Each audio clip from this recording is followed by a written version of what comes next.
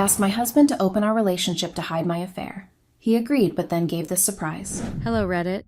First time posting here, first time even using this app, so I hope I'm doing this correctly. Just using a throwaway account just to be sure. But none of the people I know use Reddit. My name is Vera, and I'm 34 years old. My husband is also 34, and we've been married for about 5 years now. So, for a while, things have always been solid between us. My husband loves me. Honestly, I've never doubted that. I know he would go out of his way to make me happy. He's always done that, really. And yes, I love my husband. I love him truly. I know he loves me too, and that's something I've never doubted for a second.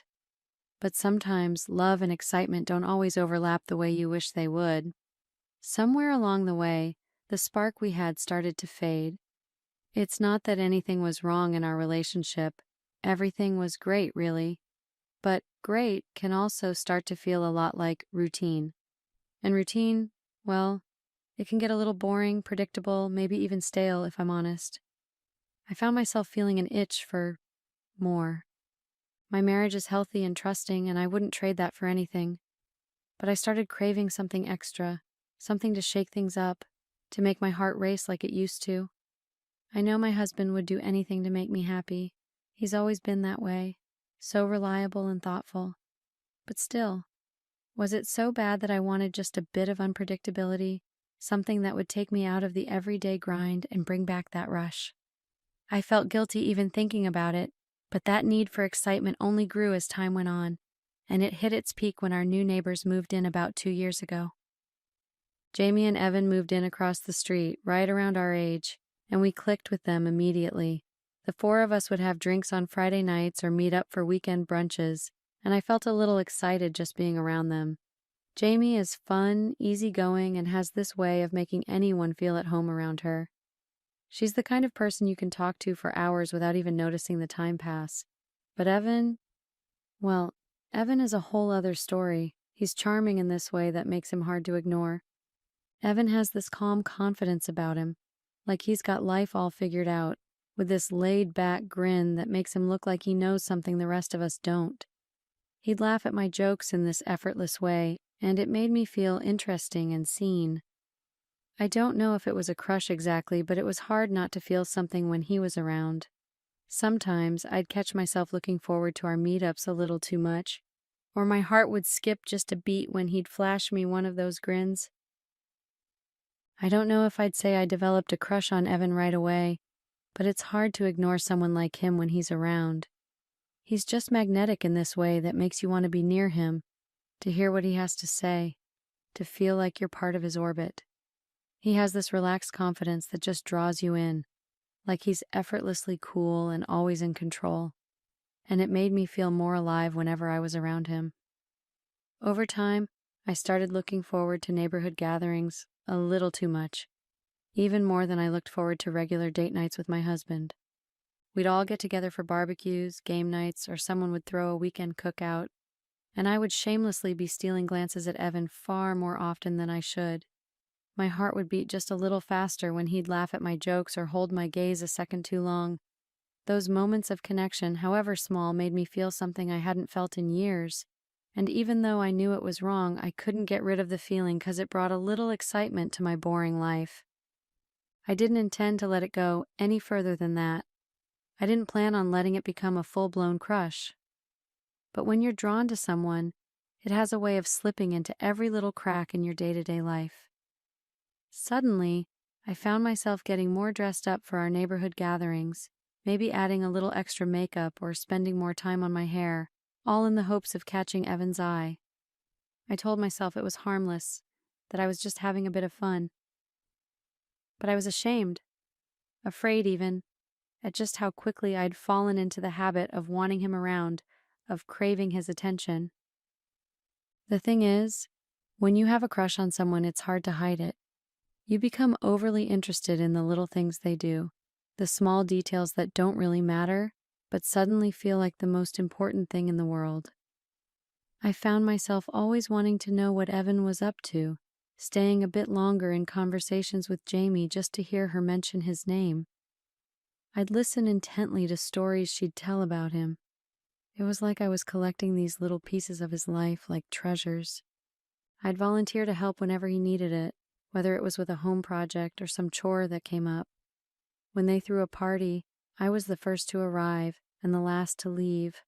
I was always hoping for a moment alone with him, even if it was just a quick chat in the kitchen or a quick joke and a laugh. It felt amazing, a little forbidden, and I loved that about it. But the more I let myself indulge in this crush, the harder it became to act normal around him. Of course, yes, I felt guilty. I loved my husband deeply. I was committed to him, and yet here I was, entertaining feelings for our neighbor. It felt like I was playing with fire, and every time I let myself enjoy Evan's company a little too much, I would think about my husband and how I was always on the verge of betraying him. I tried to remind myself of the boundaries, but that wasn't helping much. After a while, I just couldn't keep it all bottled anymore. The feelings I had for Evan were like this giant balloon inside me, filling up more and more, and I felt like it would burst if I didn't let some of it out. I had to do something, even if it was just a small step to ease the pressure. So I started messaging him here and there. At first, it was nothing out of the ordinary, just friendly stuff like sending him a funny meme or a casual, "Hey, saw this and thought of you" text. Nothing risky, just enough to test the waters and feel him out a bit. But then I started pushing it just a little further. I'd send videos, lighthearted stuff, maybe some motivational quotes or little things I thought he'd enjoy. And when he started responding right away, laughing at my jokes, or even sending his own things back, it gave me this weird rush. Knowing he was just as engaged made me bolder. It was like he was matching my energy, and that felt, well, it felt amazing. We started texting more often, and the conversations got a bit deeper, a bit more personal. Suddenly, it wasn't just about funny videos or neighborhood stuff. We'd talk about how our days were, what we were stressed about, even our dreams and little life goals. Those chats turned into a sort of ritual. Every time my phone buzzed and I saw Evan's name, my heart would do this little flip. I'd catch myself smiling at my screen like a teenager, and it was honestly kind of embarrassing, but I couldn't help it. And then, as if it were the most natural thing in the world, our messages started to drift into more flirtatious territory. Nothing too obvious, just subtle comments that we could both laugh off if needed. But I think we both knew what was really happening. I'd mention how he always seemed so calm and confident, and he'd respond with something like, "Guess you bring out the best in me." That sort of thing. The kind of replies that made me feel like there was something there between us, just waiting for the right moment to surface. It was such a strange feeling, this feeling of excitement and guilt. The excitement that came from talking to Evan was like nothing I'd felt in a long time. I loved how he made me feel seen, flirted with, like there was this new spark in my life. But that guilt? Yeah, it was definitely there too, nagging at me in the back of my mind. Here I was, a married woman, chatting up the married guy next door. I mean, who does that, right? A part of me knew I was crossing a line, a big one, but it felt like once I'd started, I just couldn't stop myself. Every time we talked, it felt like we were tiptoeing closer to, well, something real. And honestly, I liked it. I liked knowing I was walking that fine line, even if a part of me was nervous about what might happen if we went too far. And the flirting, oh, it didn't stop. If anything, it got bolder. We stopped hiding behind jokes and started letting those subtle hints slip out more openly. He'd tell me how much he enjoyed talking to me, how I got him in a way no one else did, and I'd say similar things back. Our conversations became almost addictive, like I couldn't go a day without hearing from him. That's when I started getting more secretive. At first, it was small things. I'd change the passcode on my phone, turn down the brightness, or make sure to close any texts if my husband was around. But then it got more intense. I started locking my phone whenever he was close by, making sure he couldn't see anything if he happened to glance over my shoulder. If he walked into the room, I'd casually flip my phone over or lock the screen, like I had nothing to hide. Except I did, and that made the whole thing even more thrilling. Looking back now, writing all this out, I can see just how suspicious it must have seemed. All these tiny little changes, things I hadn't even realized I was doing at the time. Changing passwords, hiding my screen, guarding my phone like it held some big secret, which I guess it did.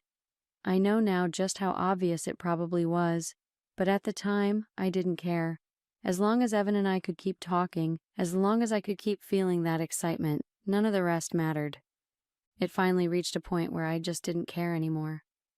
I was ready to cross that line with Evan, to see what it would be like to move past all the flirtation and actually do something about these feelings. I felt alive, I guess you could say. Not just a comfortable kind of happy, but an excited, heart-racing kind of happy. And that excitement made everything feel even more urgent, like I couldn't keep holding back.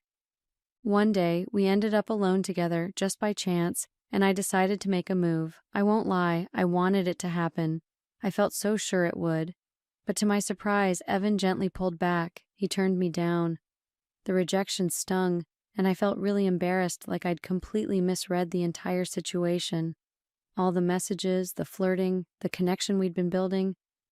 Was I wrong about it all? Why would he go along with everything only to stop things now? But then he explained. He told me it wasn't that he wasn't interested, he definitely was. But he said he couldn't actually do anything physical with me without it crossing into cheating. That really caught me off guard because in my mind, we were already pushing boundaries. I mean, what else would you call all those late-night texts, the constant flirting, and the attention we'd been giving each other? If that wasn't emotional cheating, what was? Then Evan explained that he and Jamie were in an open marriage, but with boundaries. They had certain rules, and texting or harmless flirting was okay, but sleeping with someone else, getting physical, was something they had to clear with each other. Jamie had to be on board with it, and that was unlikely, unless my husband knew too. Apparently, Jamie would only be open to it if it was truly open on both sides. In a strange way, it made sense, and yet it also kind of stung.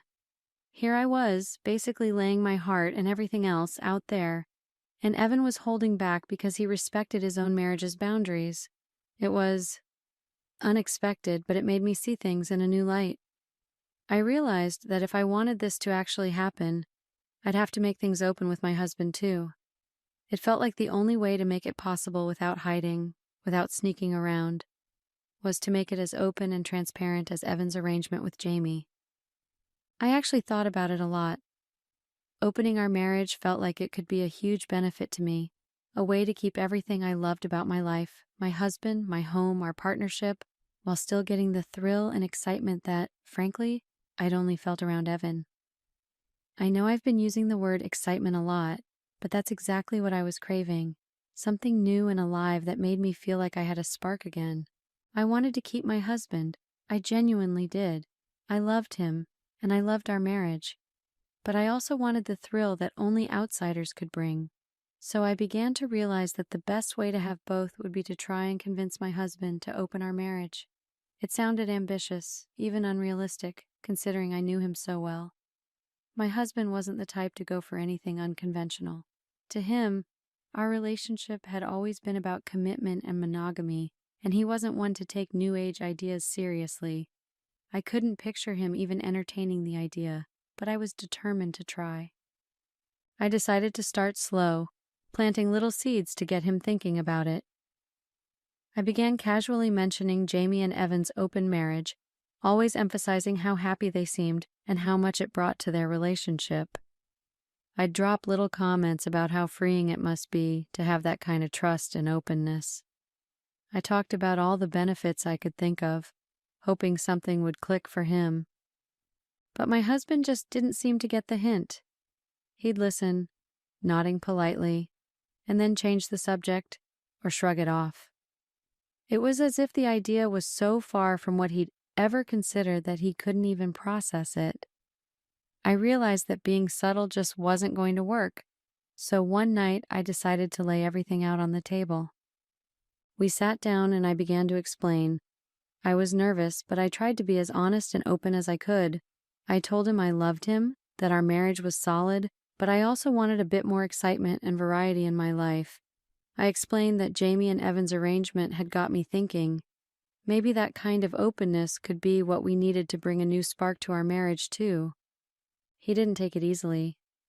At first, he was hurt, even offended. He reminded me that we were happy, and that he didn't understand why I felt like we needed anything more. And I couldn't exactly argue with him on that. We were happy, outwardly at least. But I told him that inside I was feeling a little stagnant, like something was missing. I tried to explain how much I loved him, how I wouldn't trade what we had for the world, but that a little excitement from others might actually make me feel more fulfilled and even more committed to our life together. Eventually, after what felt like hours of talking, he agreed to give it a try. It was more a reluctant, if this is what you need to be happy, than a full endorsement, but it was something. I could hardly contain my excitement. I felt like I'd won, that this was my chance to finally have it all.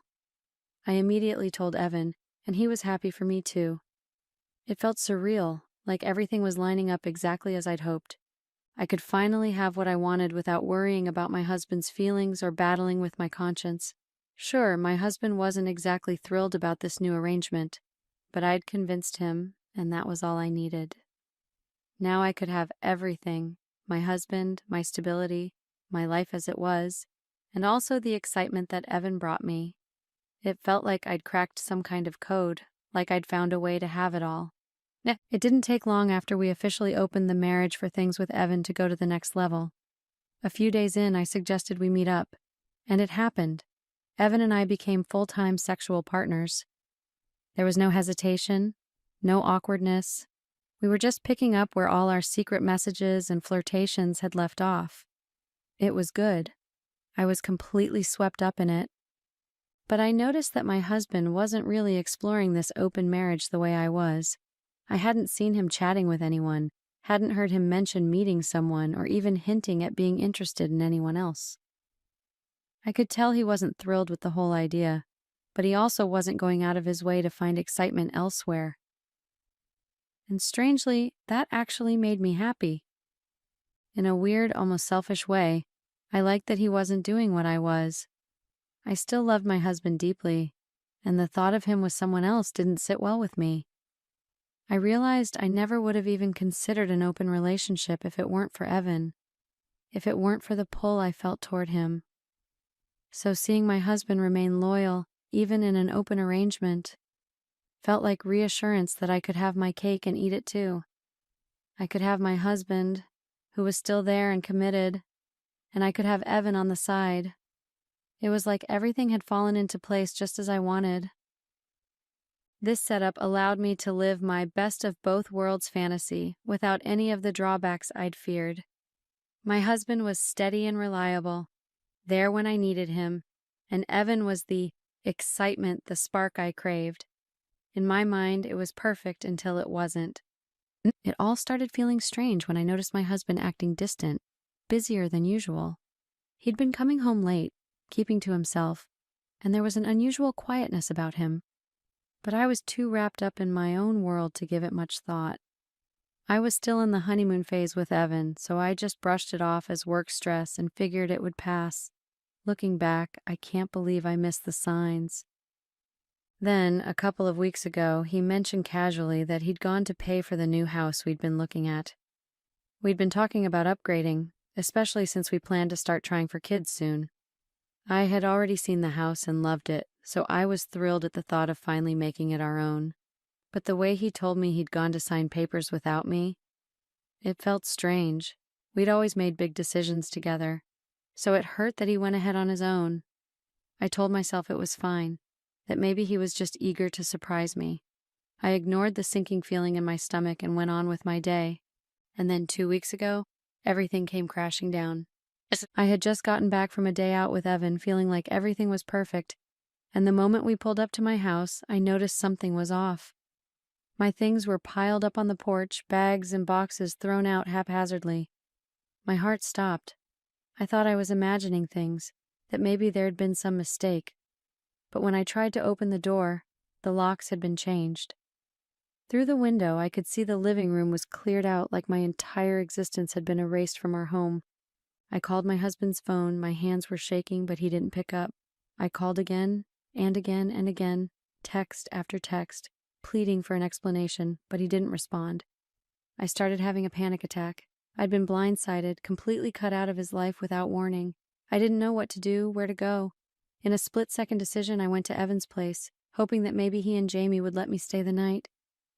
But when I knocked on the door, Jamie answered with Evan behind her, and she looked uncomfortable. She told me that it wasn't a good idea for me to stay with them and wished me well. She even closed the door with an awkward smile. I was left standing there, stunned. Evan wouldn't even look me in the eye. Suddenly, I was alone, with nowhere to go, and reality began to sink in fast. I had no close friends nearby, no one to turn to.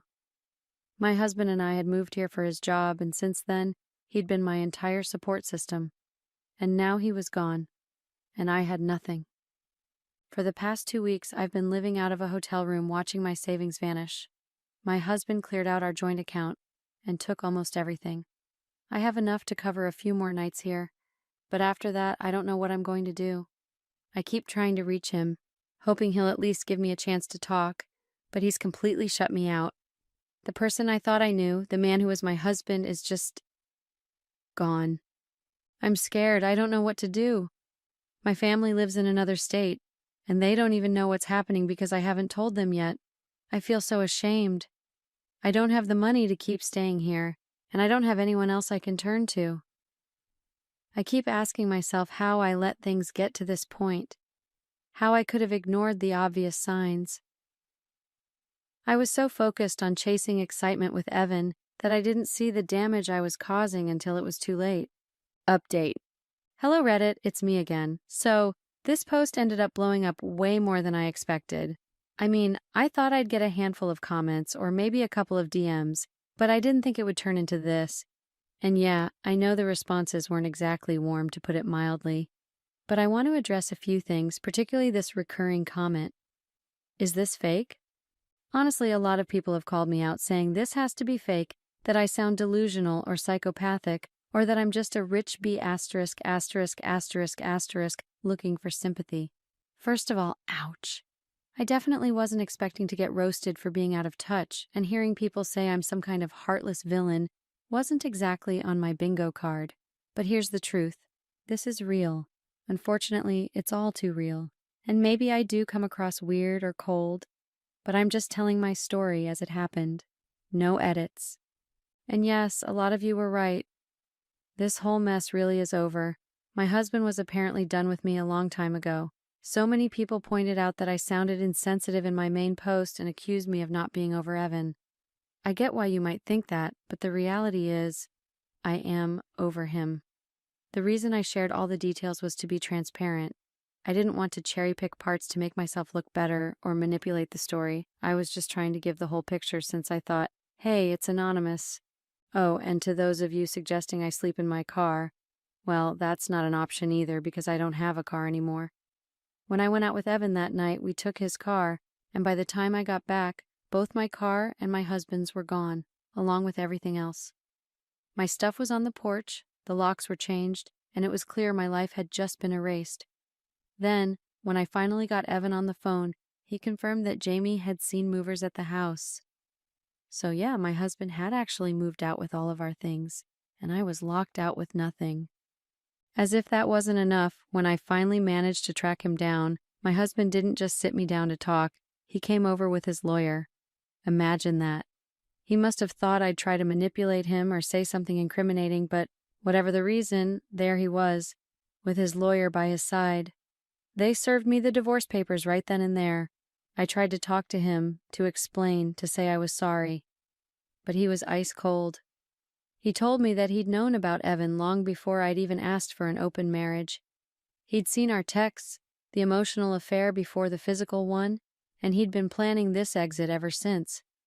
Turns out he only agreed to open things up so he'd have time to get everything ready behind my back and leave me with nothing. I begged him for another chance, pleaded with him to at least talk things over, but he shut me down, saying there was nothing left to fix and that he didn't want any part of it. He's already moved into the new house, the one we were supposed to live in together. He was almost gleeful, letting me know that he's loving his new life, and honestly, I can't even blame him. He planned this all out perfectly, and he got the last word. It hurts, but I guess it's exactly what I deserve.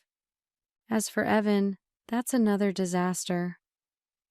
A couple of days after the talk with my husband, Evan reached out, and I thought maybe he wanted to talk things over, offer me some kind of support. But no, he had the nerve to say he still wanted to keep our relationship going. Really?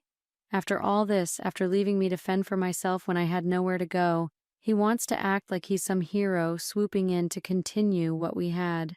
I told him exactly what I thought of him, that he was spineless and pathetic for not even standing up for me, for abandoning me the moment things got real. And then I blocked him. Good riddance to that. So here I am, stuck between hotel rooms and wondering if I'll have to start couch surfing or go to a homeless shelter soon. I don't know anyone here. My entire support system was my husband, and he's gone. My family lives in another state, and I've barely told them what's going on because, honestly, I'm ashamed. I don't know what to do from here, and I have no idea how to even start rebuilding. This is the reality I'm facing, as messy and horrible as it is. Thanks to everyone who gave me honest feedback. It's hard, but I think I needed to hear it. Update. Hey Reddit, it's been a while. What a whirlwind of a life I've been living. Crazy, very crazy. A lot has happened since my last update, and I feel like I need somewhere to vent. From leaving that last hotel to being homeless, with no place to sleep except for the streets, it's been one nightmare after another. You have no idea how hard it is to live like this, still having to clock in at work, trying to look at least semi-presentable, trying to hold myself together. If you've never been homeless, let me be the first to tell you, it's hell. But add a divorce I never wanted to the mix, and it's like a bottomless pit of regret. Turns out, what I risked everything for, well, it wasn't worth it. Not even close.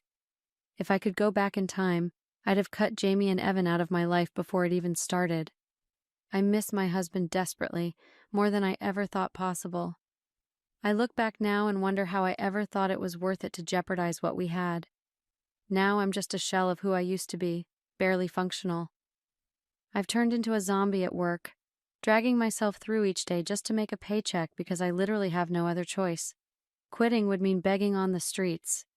If I want to get out of this hellhole, I need that money. So I'm searching for jobs that might come with accommodation, anything to get me off the streets. I'm even willing to do the bare minimum as long as I can just have a bed and roof over my head. If something comes through, I'll put in my 2 weeks and leave this current job, which I can barely keep up with as it is.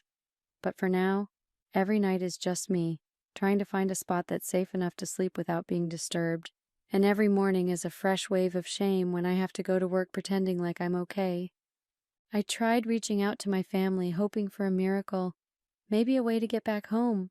But they told me that if I want a plane ticket, I have to cover the cost. It's not like I have that kind of money right now. I'm already drowning in legal fees with this divorce. They sent me a small amount, barely enough for a couple of nights in a cheap hotel. But they think I should quit my job, finalize my divorce, and just come back home. In theory, it sounds simple, but I know my family.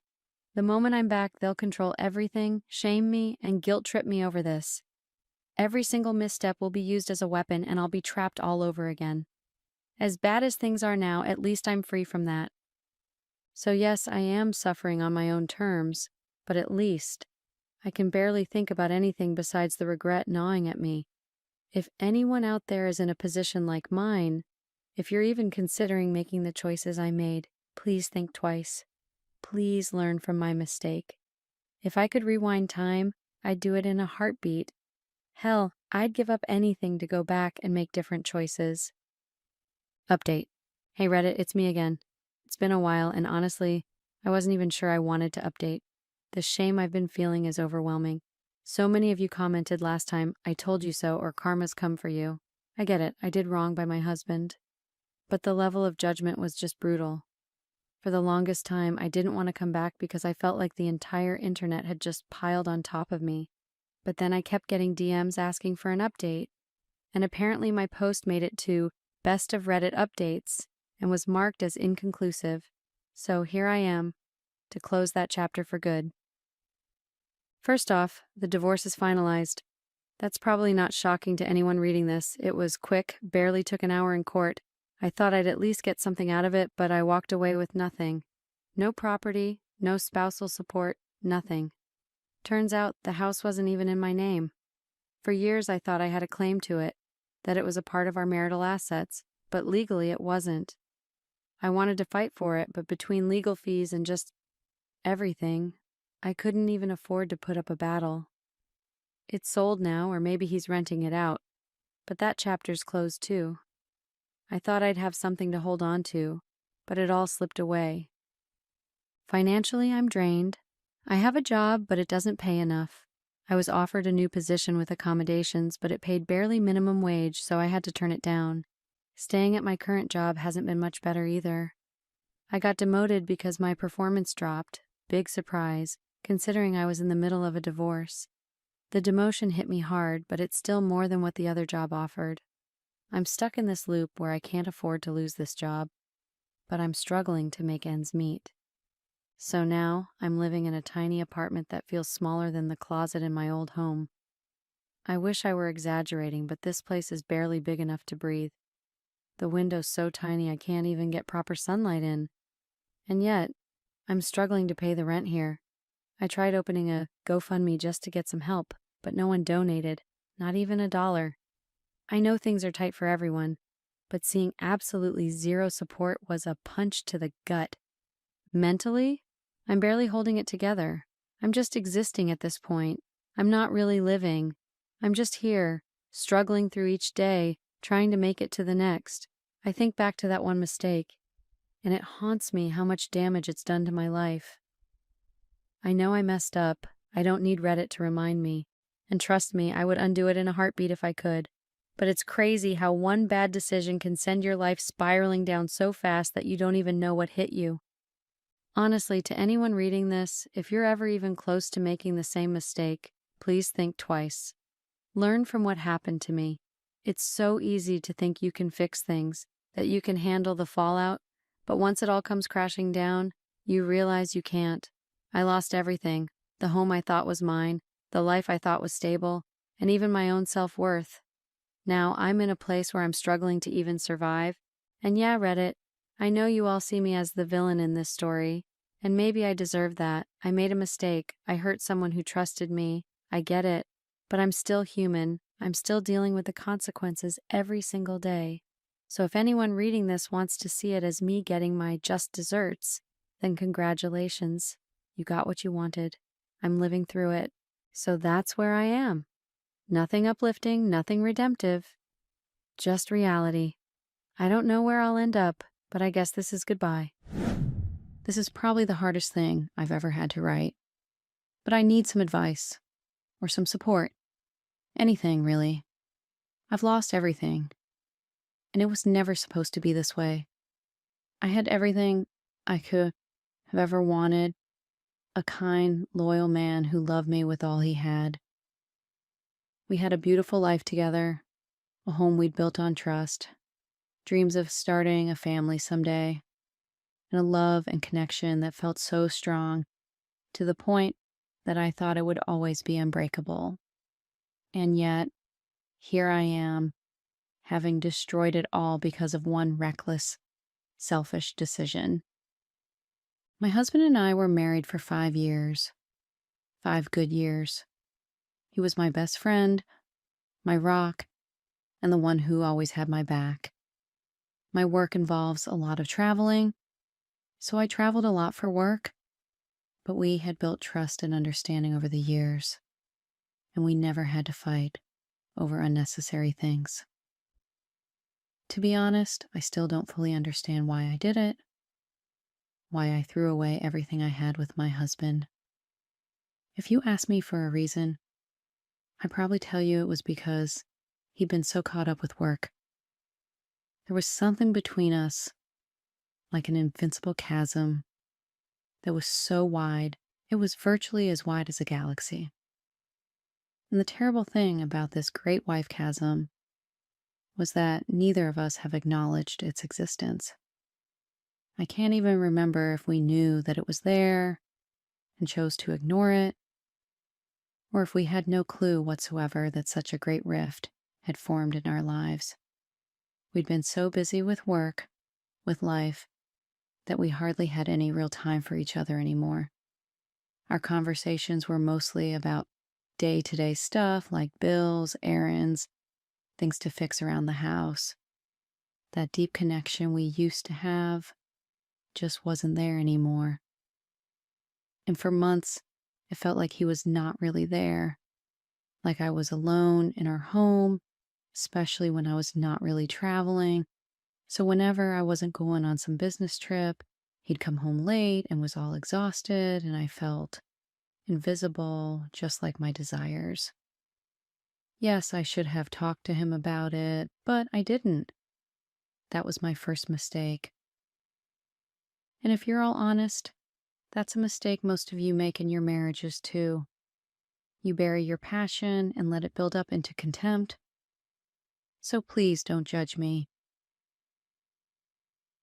Anyways, this mess all started with one stupid business trip. The business trip was supposed to be simple. Just a few days out of town for work. I'd done it so many times before, and it was like me breathing air. So effortless and without stress. But little did I know that it wasn't going to be that way this time. I packed my suitcase, kissed him goodbye, and left. By the time I boarded that plane, I was already feeling lost, like something important was slipping away. Work has always been my escape. It was a place where I felt in control when everything else seemed to be falling apart. But in my hotel room each night, I'd feel this emptiness that I couldn't shake off. I thought about calling my husband, but I didn't because he was no longer what I craved for. He couldn't fill that void. He had no time, and he was most definitely working at that time. At least that's what I told myself.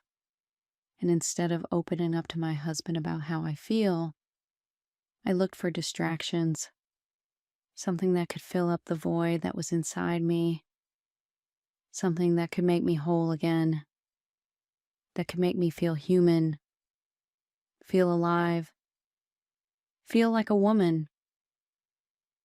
One night I had a chance to fill that void. We had a group hangout, and it was supposed to be casual dinner with a few drinks, just a way to unwind. But as the night went on, people started leaving, until only a few of us were left. We found a crowded and loud bar, and the noise made it easy for me to lose myself. There was this coworker, a guy I'd known for years. We'd always been friendly, but nothing more. Yet that night, after a few drinks, something shifted. I knew, even then, that I should have left, gone back to my room alone. But there was this strange thrill, this feeling of being wanted that I hadn't felt in so long. It sounds so selfish and shallow when I say it now, but at that moment, it felt like everything, and I was starved for it. I thirsted for it. It felt like the only thing that could keep me alive, like oxygen in space. But it wasn't just that. Other than the necessity I felt, I wanted to feel seen, valued like I mattered. It sounds and tastes sour, but it is the truth. And I let myself enjoy that feeling, even though, deep down, I knew it was wrong. We talked about things I hadn't talked about with my husband in ages. He listened, really listened, and that felt good. The attention felt like a balm on an open wound. And by the time we left the bar, I was torn between staying and leaving. I told myself I'd say goodnight at the elevator, that I'd go back to my room and forget this urge scratching at the back of my mind and just beneath my abdomen. But the urge soon won, because we ended up in his room instead, and it all happened so fast. A part of me was watching it happening while knowing that I was making the worst choice of my life. Yet I couldn't stop. It felt amazing, like a cold fire had lit inside me. The next morning, the guilt hit me like a ton of bricks. I looked at myself in the mirror and barely recognized the person staring back. All I could think about was my husband, how much he trusted me, and how much I'd let him down. There was no way to undo what I'd done, no way to make it right. So I buried it and told myself I'd never let it happen again. I pretended that it hadn't happened. I mean, what better way to tell a lie than to convince yourself of that lie first? But the guilt was growing heavier every second, and when I finally got home, I could hardly look my husband in the eye. I tried to act normal, but everything felt wrong. Every small thing he did for me just reminded me of what I'd ruined. You know how one thing leads to another? It happened to me, and before I knew it, I'd crossed a line I could never uncross. I know I told myself I'd never do it again, but it just happened. I got an impromptu call to handle an emergency, and I had to take a last-minute flight out of the state. I remember when I got the call, and my boss asked me to pick a partner to assist me in handling the emergency. I know I could have gone with anyone else, and by right, I should have. Like I said, I had told myself it wouldn't happen again.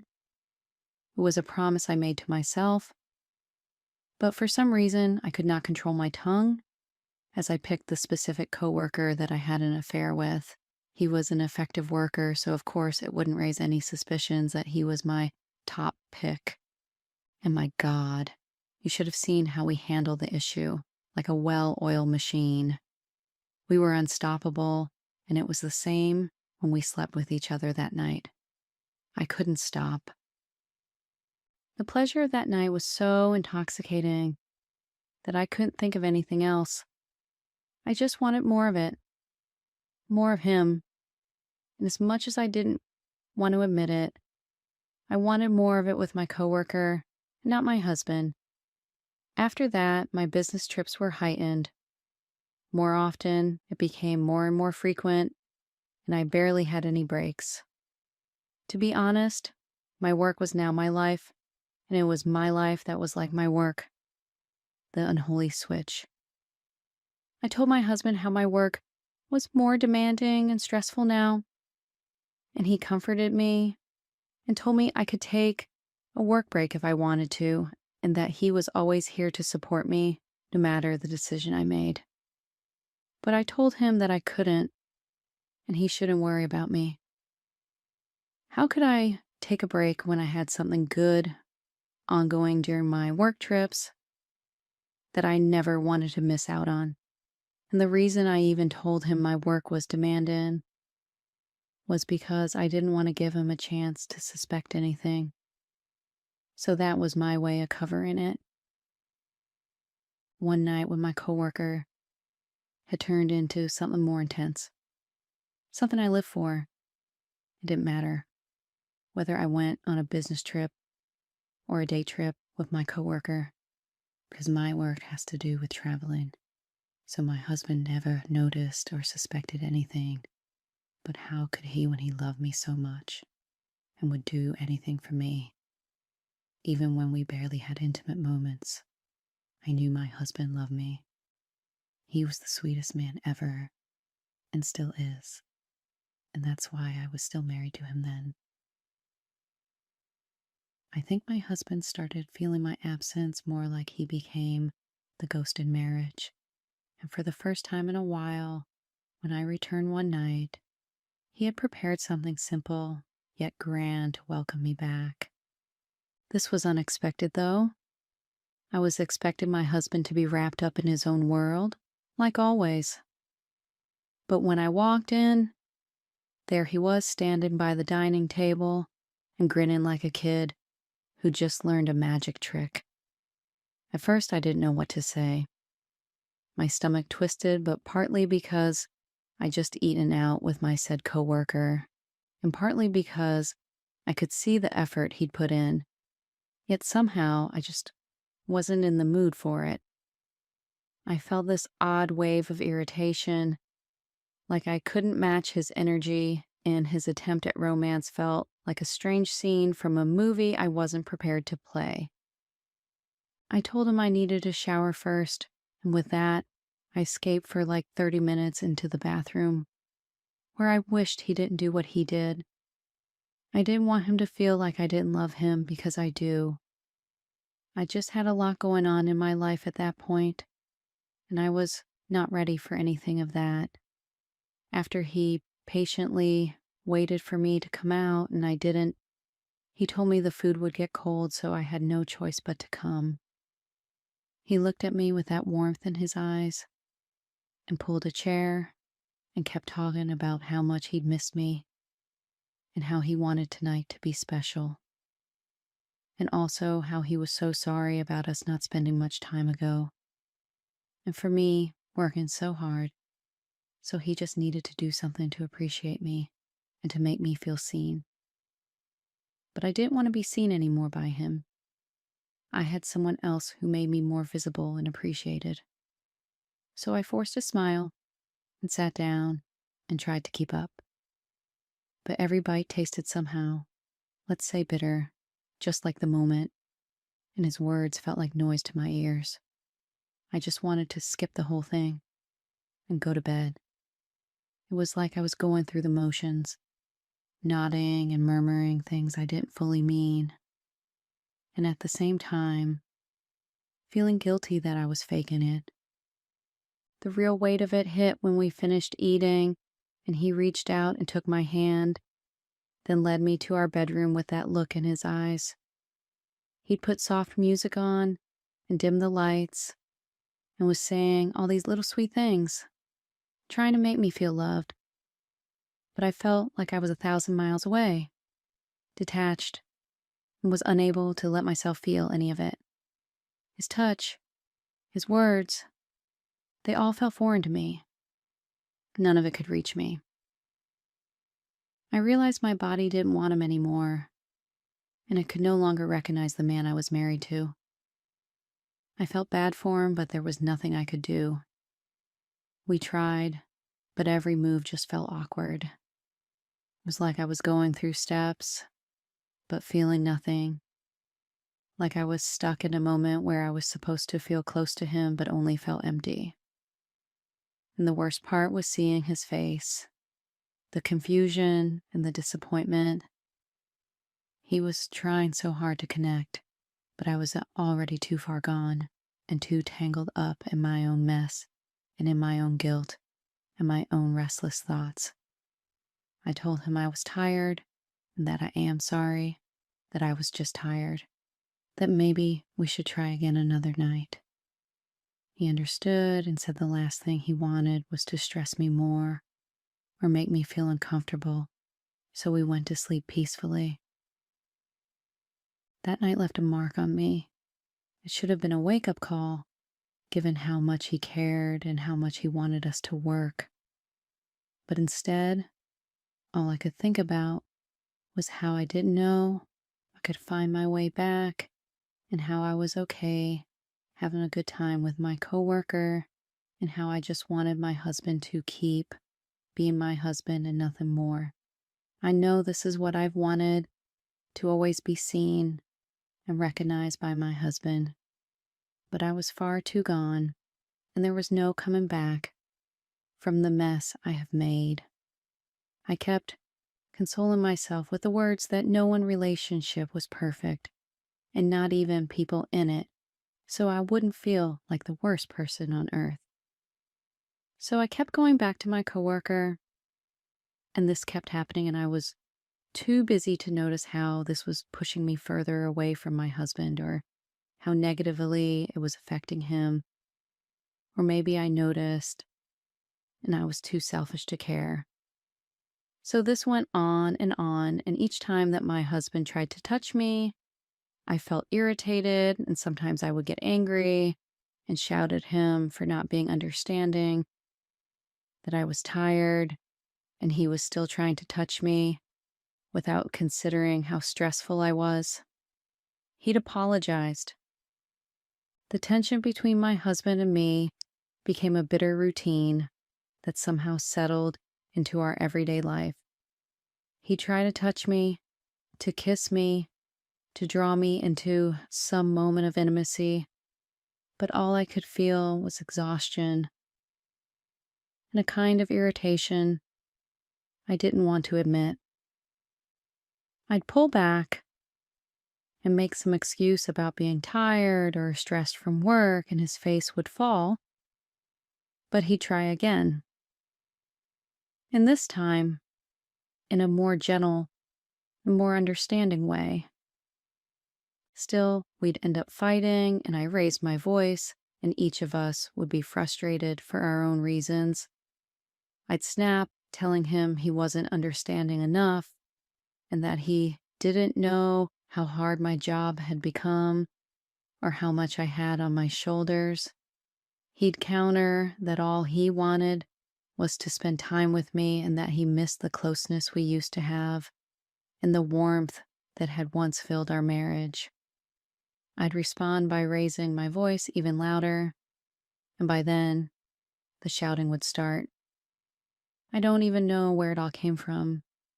The irritation, the anger, the impatience. I just couldn't seem to bridge the gap, and it felt easier to blame him than to look at what was really happening. And he'd take it all. He'd let me go off on him, and he never shouted back with the same energy, and always somehow met my anger with calm. It infuriated me sometimes, that patience he had, as if he could see past my walls, as if he still loved me when I couldn't even love myself. When my anger would start to fade and was replaced by guilt and shame, I'd often end up in tears. I'd sit there crying and apologizing, saying I didn't mean to take it out on him, and he'd hold me, tell me it was okay, that he understood. But somehow, despite his understanding, we ended up in the same place over and over. It was as if we'd unknowingly created this cycle where each evening ended in frustration or silence. I'd come home feeling exhausted from work, messing around with my coworker, already half dreading the inevitable misunderstanding or clash. I'm sure he dreaded it too, but he never showed it. He'd greet me warmly and offer to take my bag, asking how my day was. Like he still believed in the chance to turn things around. But no matter how hard he tried to connect, I found myself pulling away. It wasn't always intentional. I would start out good, but then drift away into something bad. It was like a fog that clouded everything else, and no matter how much I wanted to shake it off, I couldn't. My husband would try everything. He would even make dinner or suggest we sit and talk for a bit, but even the small things felt overwhelming to me. I knew he noticed my distance. He never said it outright, but I could feel his frustration and hurt in the way his face would fall when I pulled away from his touch, or when I answered his questions with a vague, distracted response. The worst part was, I could see he was trying so hard to keep us connected. He'd go out of his way to make me comfortable, to show he cared. When I'd come home late, worn out and irritable, he'd have a meal waiting, or he'd make tea, hoping it might help me relax. He even began to help with the small things, like putting my clothes away and tidying up my mess of work papers and folders that I carried home every night. I never asked him to, but he'd take care of it so I won't have to worry about it. And then he'd come over and put his hands on my shoulders and gently massage me. Sometimes he'd say nothing and just focus on the knots in my back and the tightness in my neck, and worked out every ache with such careful attention. But I was so wrapped up in my own frustration and in my own exhaustion that I didn't let myself feel the care he was putting into each touch. I didn't let myself be grateful. I could feel his love in every gentle press of his fingers, and in the way he didn't complain, even when he was exhausted too. He'd stay with me and stroke my hair as I drifted off, whispering soft things about how much he loved me. But even then, I never could let myself enjoy the moment, but I was always holding back and never fully allowing myself to feel the depth of what he was offering. Every night, he'd come to me with those small acts of love, hoping that one day I'd see it, that one day I'd stop pulling away. The hardest part is, I knew he was hurting. He did everything he could to support me, to be there for me, even when I shut him out. And the more he tried, the more I felt this ache inside, like I was failing him in ways I didn't fully understand. When I think about it now, I realize he was trying to save us in every way he knew how. He was doing everything I'd once hoped he would, everything I'd once wanted. But I was so wrapped up in my own anger, my own resentment, that I couldn't see it. I didn't let myself see it. And now, looking back, I see that he was holding our marriage together with every small, quiet act of love, even as I pulled further and further away. Now, this is where it all went wrong, and it was all due to my carelessness. One night, I came home from a business trip, exhausted and ready to drop. My husband had gotten used to our little routine. He'd meet me, take my suitcase, help me settle back in. I was running on fumes and I was barely thinking. I just wanted to crash and sleep, maybe even get over this welcoming part. But he, as usual, took care of things by helping me unpack and putting everything back in its place, like he always did. I barely registered what was happening until I noticed he'd gone quiet. When I turned to look, he was holding something up, something small, lacy, and bright red. My heart nearly stopped. It was the lingerie, the one that I never meant for him to see. But there it was, right in his hands, like a neon sign flashing every mistake I just made. He looked at me with a question in his eyes that didn't even need words. Still, he asked, "What's this?" I can still remember how his voice was even, but I could feel the tremor beneath it, and the hurt was already creeping in. I panicked. The first thing out of my mouth was a lie. "I bought it for you." Even as I said it, I could feel how hollow it sounded, and I knew he could too. He kept looking at me and waiting for something real, and in that silence, the guilt hit me hard. The truth, the memories of wearing that sexy lingerie, it all came crashing down like a wave I've been trying so hard to hold back. The lingerie wasn't meant for him. It was a gift from my coworker, from a trip that wasn't really a business trip at all. It had been a getaway with him, a vacation disguised as work, and that's how most of my work trip has been since I started living that life of a cheater. And I remembered every detail and every choice that led me to wear that exact lingerie to spend those days with someone else. And here I was lying to the one person who trusted me completely. He told me I was lying, that this looked like it had been worn. I thought quickly and told him that I had tried it on to see how it looked. And maybe in the past, that lie would have sufficed, given the trust and bond we had. But that wasn't the case now. And so I could see that my lies weren't being believed. He warned me not to lie to him, and I nearly fainted. I had been caught. What could be worse? My own husband didn't believe a word I was saying. At that point, my brain began grappling for any rope it could catch in an effort to save me. But every single rope I caught just loosened easily. The next thing I knew, my lips weren't moving. I tried to explain, but the words stuck, so I apologized instead, And even though I felt like it wasn't enough, he just looked at me, and the hurt was now obvious in his eyes. He asked me how long it has been, a simple, direct question, and somehow it cut deeper than if he'd yelled or demanded answers. There was no hiding from it anymore. No excuse I could make would take that look off his face. "I'm so sorry," I said again. I kept apologizing and saying things like, "I never meant to hurt you," and that was the truth.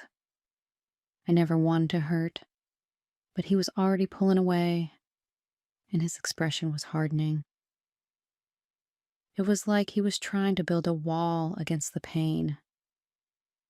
The reality was sinking in for both of us. He looked at me like he'd never seen me before, like I was a stranger, like everything we'd been through together was just wiped out. His voice was low, controlled, but I could feel the anger and pain churning underneath. He told me to keep my apologies as he shook his head, and that he doesn't want to hear the story or details behind it, and there was nothing I would say that would change what I did.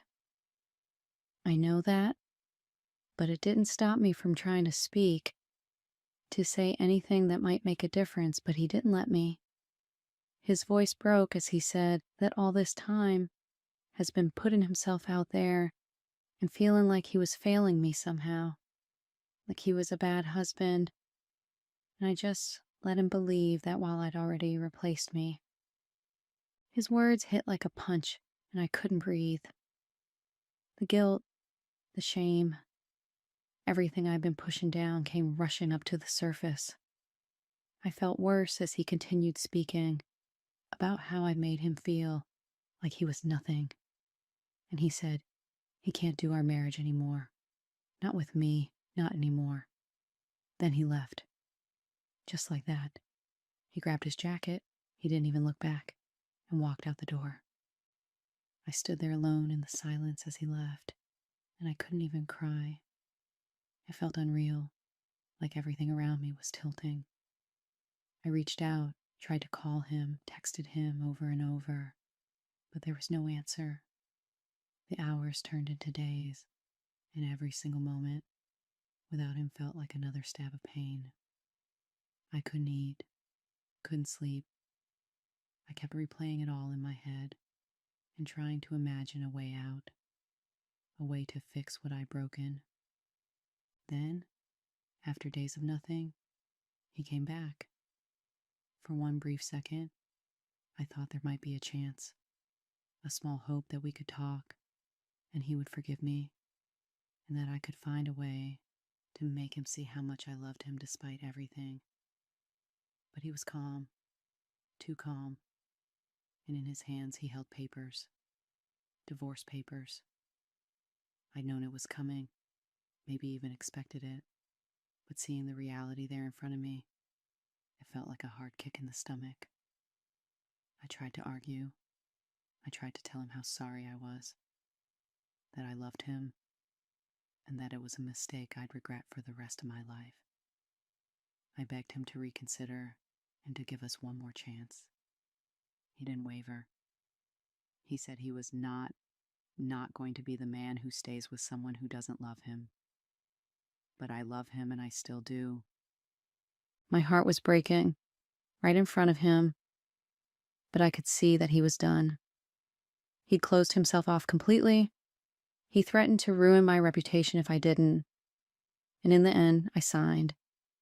I was scared of his rage. I had no other choice. And just like that, it was over. I am divorced, currently as I am typing. Now every day feels empty, like a slow bleed. Every morning, I wake up hoping this was just a nightmare, but reality settles in, heavy and cold. I keep thinking about the life we had, the life I threw away, and I wonder, over and over, if there's a way back.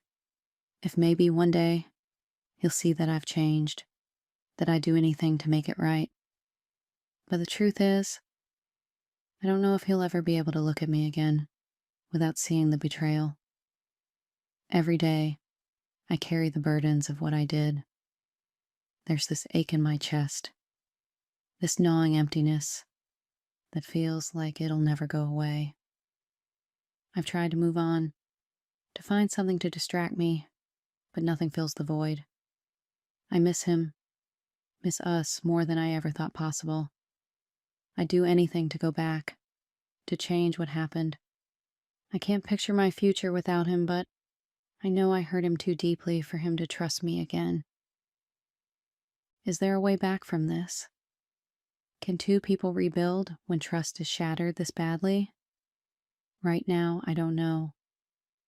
All I know is that losing him has left me feeling like half a person, and every single day feels like my life is on autopilot, and I keep wondering if I'll ever feel whole again. Update.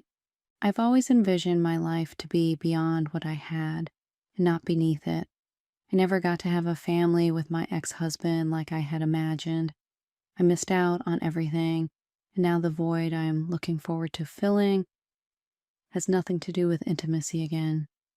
It's more of like I'm searching for a purpose on earth because my life feels meaningless every day without him. Anyways, I want to thank everyone for their comments and support. I've read through them, and some of you are blaming me for what happened. Most of you stated I don't have the right to ask my husband for forgiveness or for him to take me back because I brought this on myself. Trust me, I know. I've blamed myself 1,000 times more than you could ever imagine. I regret everything, every single moment that led to this. Some of you asked about my coworker and why I didn't go back to him since I was always craving for him. It's true what they say. People often want what they don't have. The thing about people is that they want something they can't fully have, and when they have it, they no longer see the need for it. And that's what happened between me and my coworker. He was drawn to the thrill of it and the excitement of me sneaking around with him and lying to my husband. But now that it's over, and I realize it was a mistake, and he was just using me, and he never meant all those words he said to me during our moment together, I lost my husband, and in the process, I lost myself. My coworker moved on and found someone else. He said it's time for him to settle down, and honestly, I can't blame him. After what I did, who would want to be with me? I feel so damaged. I've hurt the one person who truly loved me, and I can't take that back. I'm angry, so angry at myself, at the choices I made, and at the life I've destroyed. Life after divorce is not easy. It's a constant struggle between moving on and holding on. I don't know how to let go of the guilt, the shame, and the memories of what we had, but I know I have to try. But how long will I continue like this? Every day I wake up to a failed hope that things will get better, but it never does. And I just keep feeling worse and worse again. I never knew how lonely I would be without my husband. I always detested cheaters, and now I am one of them. I never imagined this is the position I'd be in. I feel like a shadow of myself every day. I keep questioning my identity and self-worth. I keep telling myself I am not a cheater and that I just made a grave mistake because I need to comfort myself to see each day. And the toughest part is it doesn't get better and every day feels heavy. I thought I could handle being alone, but the truth is it's so much harder than I ever imagined. The truth is not having my husband around anytime I look around and roll on the bed is devastated, and I find myself wishing for the little things he used to do, those simple comforts that I took for granted. I used to roll my eyes when he would try to cuddle or when he wanted to talk about our day. Now, those moments feel like a warm hug I desperately miss. I never realized how much his presence meant to me until it was gone. I used to push him away when all he wanted was to be close. Now I long for those times, wishing I could turn back the clock and appreciate him the way he deserved. Every night, I sit in the dark and feel the heaviness of my regrets. I pray for his comfort, for his smile, and for the love that we once shared. I never thought I would miss the things I rejected so much. It's hard to face the truth. I just need him to come and tell me that we'll be okay. But I have to face reality, which is that he's gone and that he's never coming back. I realize now how much I need him. I didn't see it before, but he was my everything. I wish I could find a way to tell him how sorry I am and how much I want him back. Life feels so tough without him, and I can't help but feel like I've lost the best part of myself. He has cut communication with me totally since after the divorce, so I know there's no way. Looking back, I don't even know if it was really about my husband being busy or if I was just struggling to deal with my own loneliness and insecurities. Maybe I was looking for validation outside because I hadn't figured out how to ask for it from the one person who truly mattered. Now, as I sit here with nothing left but regrets, I realize how foolish I was. I let a temporary feeling destroy something permanent. I traded real love for a fleeting sense of attention, and it cost me everything. Every day is an uphill battle, a battle I am fighting so hard to survive every day. But all I got is wounds and damages, and it's getting harder to survive it. I've heard people say that time heals all wounds, but I can't help but wonder how long it will take for me to find peace again. The guilt weighs me down, and every moment I spend alone finds a way to show me how stupid I was together with my mistakes flashing before me with regrets. I can't help but think of how I lost someone who meant the world to me over a moment of weakness. I am really trying my best to navigate this new reality and to hold on to the hope that one day I can forgive myself. And for those of you that are quick to judge and criticize me for what I did and telling me I deserve everything and that I brought this on myself, I want to shout back that I know I made a mistake. I know I messed up, and I'll never do it again. I get it. I see your anger, and I understand why you feel that way. But I'm living with this pain every single day, and I don't need your hate piling on top of it. I'm trying to learn from this, to be a better person, and all I need is time to heal. So to those who are hating me, please move on. I'm already carrying the burdens of my mistakes, and I'm trying to figure out how to live with them. I'm trying to piece my life back together and to forgive myself for the hurt I caused. Yes, I messed up, but I'm committed to doing better, and I won't let this define me forever. Thank you all for reading this and for being here with me through this heartbreak. I'm working on picking up the pieces one day at a time. I hope one day I can share a brighter chapter of my life with you all or with the people around me.